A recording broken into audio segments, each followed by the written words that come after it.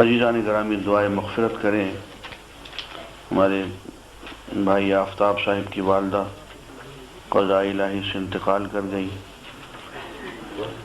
اور دعائے مغفرت کریں کہ میری بڑی ہمشیرہ بھی کل انتقال کر گئی،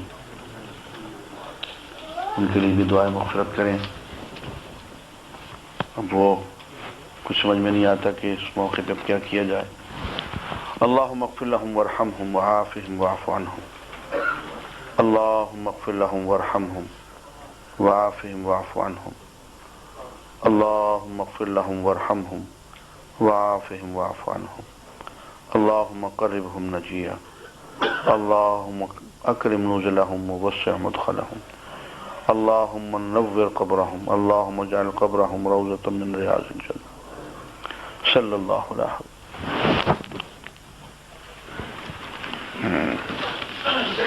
اچھا جناب، بسم اللہ الرحمن الرحیم۔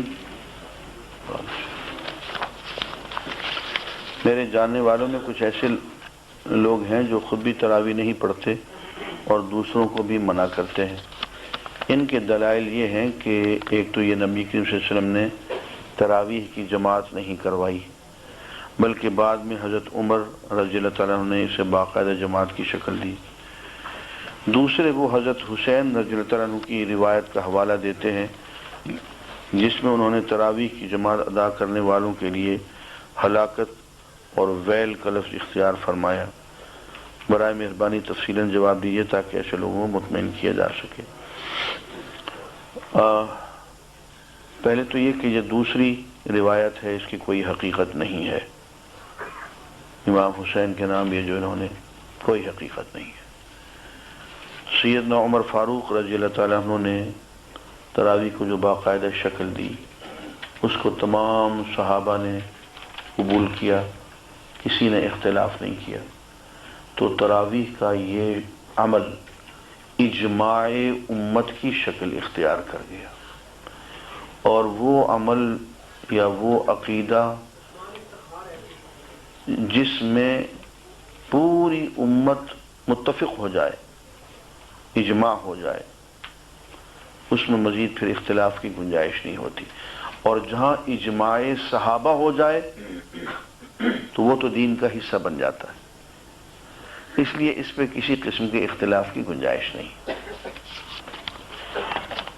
ہاں، جو لوگ اجماع امت کے ہی قائل نہ ہوں، اہل سنت میں سے ہی نہ ہوں، تو ان کا ہمارے پاس کوئی علاج نہیں۔ اگر کسی مسجد میں کوئی بھی شخص اعتکاف میں نہ بیٹھے گا تو کیا اس کا گناہ ہوتا ہے؟ پورے علاقے کے سب لوگوں پہ ہوتا ہے۔ اعتکاف جو ہے سنت مؤکدہ بھی ہے، اور بعض فقہا کے ہاں یہ فرض کفایہ بھی ہے، تو اگر کوئی بھی نہیں بیٹھا تو سب کے سب گناہ گار ہوں گے۔ سعودیہ میں اکثر لوگ صرف فرض نماز ادا کرتے ہیں، یہ کس حد تک درست ہے؟ یہ بالکل غلط ہے، وہ سنت اور نوافل گھر میں پڑھتے ہیں۔ یہ درس آپ جنرل پرویز کو بھی دیں، اس کا اصل فائدہ ہمیں تبھی ہوگا جب ہمارے سربراہ مملکت کی آنکھیں کھلیں گی۔ آپ مجھے مروا کے ہی رہیں گے۔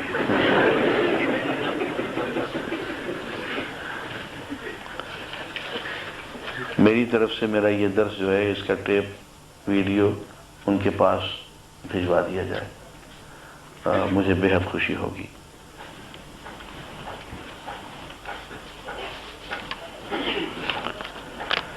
مجھے کافی عرصے سے پیشاب کی تکلیف ہے، اکثر غسل کرنے کے بعد بھی اور بعض اوقات نماز پڑھنے کے دوران قطرے گرتے ہیں۔ آپ مہربانی فرما کر میری رہنمائی فرمائیں کہ ایسی صورت میں مجھے کیا کرنا چاہیے۔ پہلی بات تو یہ ہے کہ علاج کروائیں۔ علاج اگر نہیں ہو سکتا ہے، ناکام ہوتا ہے، تو آپ وضو کر کے نماز شروع کر دیں، نماز پڑھتے رہیں، قطرے گرنے سے آپ کا وضو نہیں ٹوٹے گا۔ جب آپ نماز سے فارغ ہو جائیں گے تو آپ کا وضو بھی ٹوٹ جائے گا۔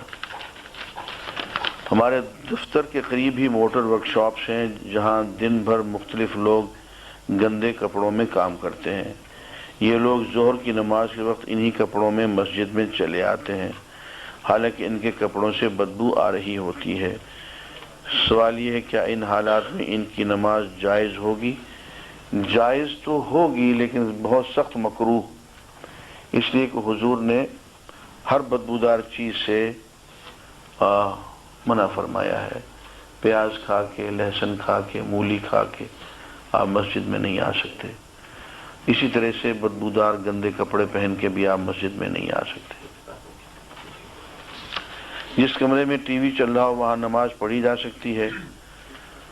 آپ یہ کیوں نہیں کہتے کہ جہاں نماز پڑھی جا رہی ہو وہاں ٹی وی چل سکتا ہے؟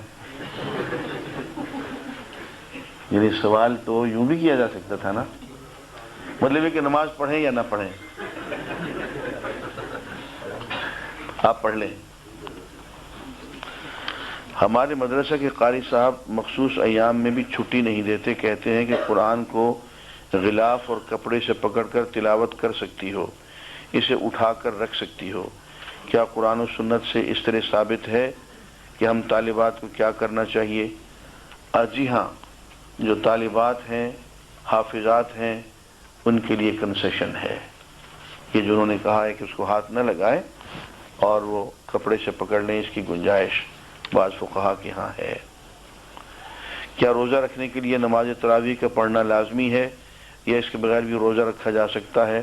روزہ اس کے بغیر بھی رکھا جا سکتا ہے اور روزے کے بغیر تراویح بھی پڑھی جا سکتی ہے۔ بعض لوگ معذور ہیں، روزہ نہیں رکھ سکتے، تراویح پڑھ سکتے ہیں، ان کو تراویح پڑھ لینی چاہیے۔ بعض لوگ دوسری طرف سے معذور ہیں، کوئی ایسی مجبوری ہے کہ تراویح نہیں پڑھ سکتے ہیں، ان کو روزہ ہر حال میں رکھنا چاہیے۔